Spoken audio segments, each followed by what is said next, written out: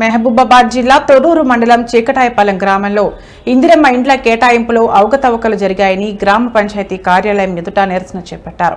ఇందిరమ్మ ఇండ్ల కేటాయింపులో అవకతవకలకు పాల్పడ్డ గ్రామ పంచాయతీ సెక్రటరీ పట్ల చర్యలు తీసుకోవాలని డిమాండ్ చేశారు.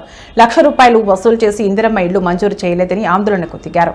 అనర్హులకు ఇందిరమ్మ ఇళ్లు మంజూరు చేయించిన పంచాయతీ సెక్రటరీని సస్పెండ్ చేయాలని మండిపడ్డారు.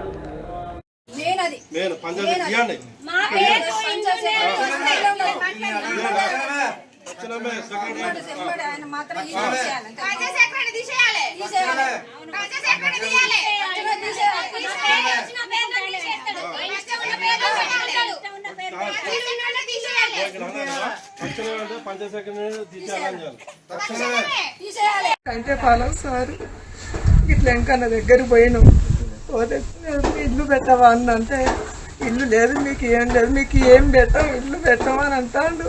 కర్ర మోకం దానా నీకు ఇల్లు పెట్టాం, నీకు తలకాయ పని చేస్తుందా అని అంటాడు. కన్నా కాంగ్రెస్ నీకు తలకాయ ఉన్నదా, నీకు కర్ర మోకం దానా నీకు ఇల్లు పెట్టాం అని అంటాడు. నీకు అసలే పెట్టాం, మీకు ఇల్లు రాదు అని అంటాడు.